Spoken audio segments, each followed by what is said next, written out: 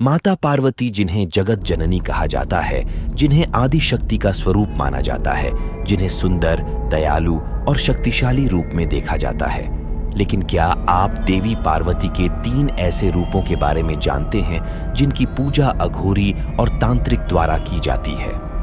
कुछ ऐसी तांत्रिक साधनाएं जो केवल शक्तिशाली ही नहीं बल्कि रहस्यमयी भी हैं। इन रूपों की साधनाएं बेहद मुश्किल और खतरनाक होती हैं। कई तांत्रिक देवी की इन शक्तियों का गलत इस्तेमाल काला जादू और दूसरों को वश में करने के लिए करते हैं। तो आइए माता पार्वती के 3 सबसे शक्तिशाली रूपों और उनसे जुड़ी रहस्यमयी तांत्रिक साधनाओं को जानें जो केवल कुछ ही लोग जानते हैं। माँ काली देवी का पहला रूप, जिन्हें परम शक्ति, समय, मृत्यु और विनाश की देवी माना जाता है। उन्हें न केवल देवताओं द्वारा बल्कि राक्षसों द्वारा भी समान रूप से पूजा जाता है।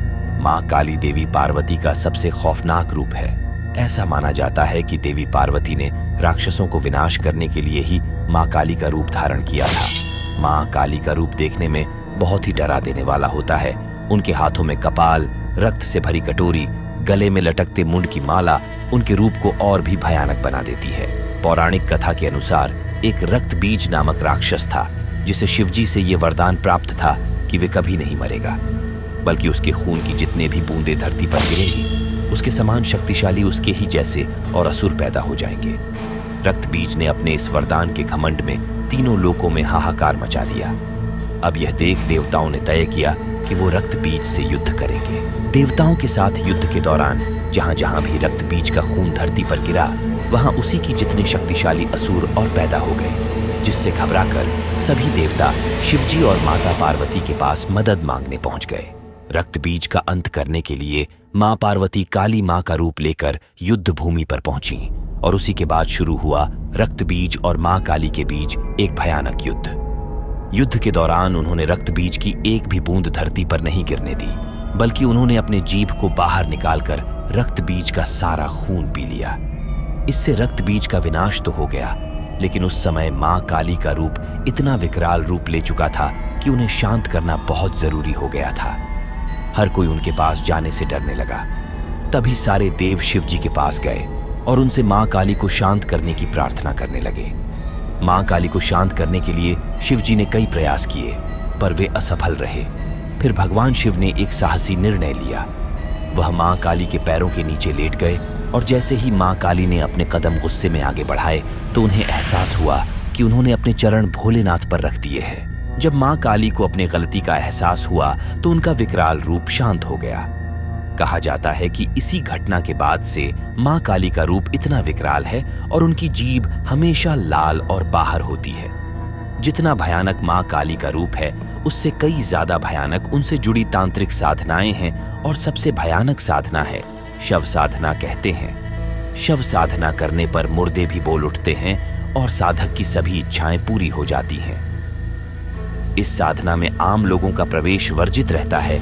शव साधना में शव के ऊपर बैठ के साधना की जाती है। यह तांत्रिक साधना मां काली को पुकारने के लिए की जाती है। यह बहुत ही खतरनाक और रहस्यमयी अभ्यास है।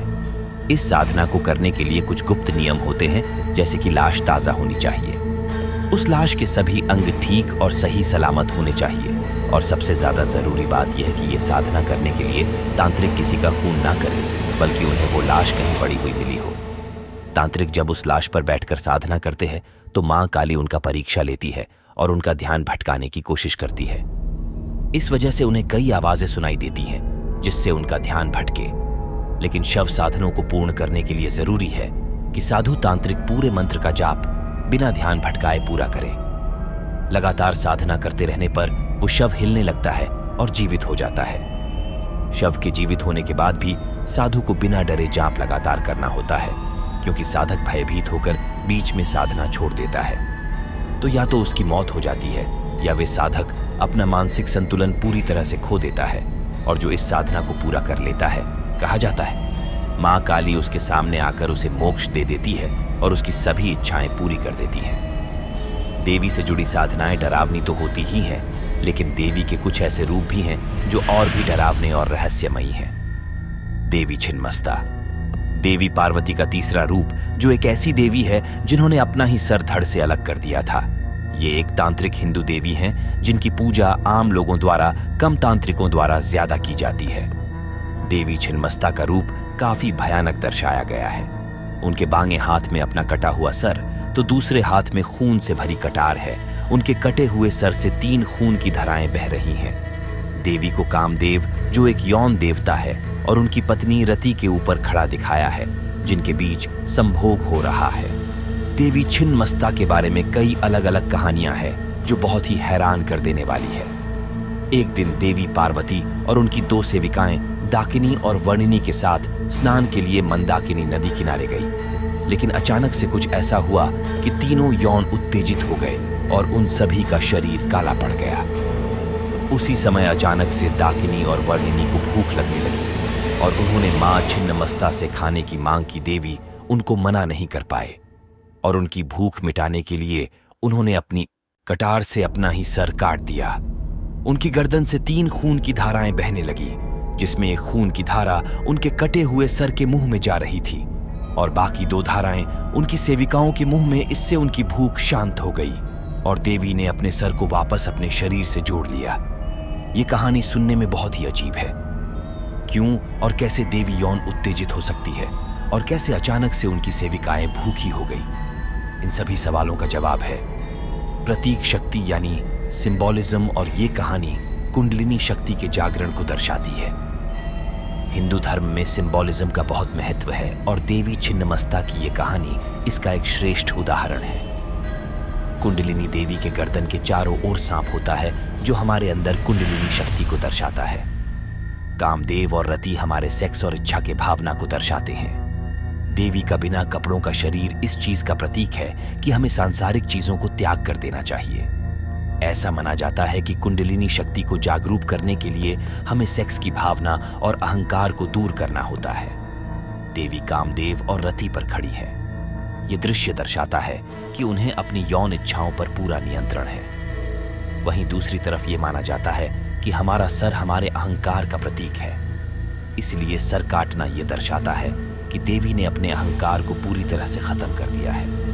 कई ग्रंथों की मदद से तांत्रिक साधु अपनी इच्छाओं और यौन भावनाओं पर नियंत्रण कर पाते हैं और अपने अंदर की कुंडलिनी शक्ति को जगा पाते हैं। ये एक ऐसी शक्ति है जिससे कोई भी अपनी इच्छा पूरी कर सकता है। देवी भैरवी महाविद्याओं की 5वीं देवी है, जो शिव की शक्ति और ऊर्जा का अवतार है। देवी भैरवी को अक्सर काली और भयानक रूप में दर्शाया जाता है, जिनके बाल खुले और बिखरे रहते हैं, जो उनके आक्रामक और विनाशकारी रूप को दर्शाता है। देवी भैरवी के 4 हाथ और 3 नेत्र हैं। वे लाल रंग के वस्त्र पहनती हैं और उनके गले में मुंड की माला होती है। उन्हें अक्सर एक त्रिशूल, खंजर और तलवार के साथ दर्शाया जाता है। ये एक ऐसी देवी है जिनकी उपासना से तीनों लोकों में खौफ है। उन्हें सृष्टि की रचना और उसके विनाश के लिए जिम्मेदार ठहराया जाता है। देवी को भगवान शिव के भैरव अवतार के समक्ष होने के कारण देवी भैरवी नाम दिया गया है। देवी शमशान घाट में एक बिना सर के शव के ऊपर बैठकर साधना करती है। माना जाता है कि उनका घर स्वर्ग में नहीं बल्कि पाताल लोक में है। वे एक ऐसी रहस्यमयी देवी है जिनको देखने के लिए कई साधक भैरवी क्रिया जैसी साधनाएं करते हैं, जिसमें वो जल, अग्नि, वायु और धरती जैसे हर तत्व का इस्तेमाल करते हैं। देवी भैरवी जन्म और मरण को वश में करती है। वे जब क्रोधित होती है तो कोई भी असुर उनके समक्ष टिक नहीं सकता। कहा जाता है कोई भी तांत्रिक अगर इनकी पूजा किसी गलत इरादे से करता है तो उसका जीवन पूरी तरह से नष्ट हो सकता है और अच्छे इरादे से की गई पूजा से लोगों की इच्छाएं पूरी हो जाती हैं। देवी भैरवी को 10 महाविद्याओं में सबसे शक्तिशाली तंत्र देवी माना जाता है। तंत्र में खून, संभोग आदि को अलग रूप में देखा गया है। लोग तंत्र से डरते हैं और उसकी कहानी उन्हें काफी डरावनी भी लगती है, लेकिन तंत्र विद्या में इन्हें गलत नहीं माना जाता है, बल्कि इन सभी को जीवन का एक जरूरी हिस्सा माना जाता है और इन कथाओं और साधनों से हमारे डर को दूर भी किया जाता है। क्या आप देवी पार्वती के इन रूपों और उनसे जुड़ी इन तंत्रिक साधनाओं के बारे में जानते थे? हमें कमेंट करके जरूर बताएं। इसी तरह की रहस्यमयी और अनसुनी कहानियां सुनने के लिए हमारे चैनल को सब्सक्राइब करना मत भूलना। माता रानी आप सभी की मनोकामना पूरी करे। जय माता दी।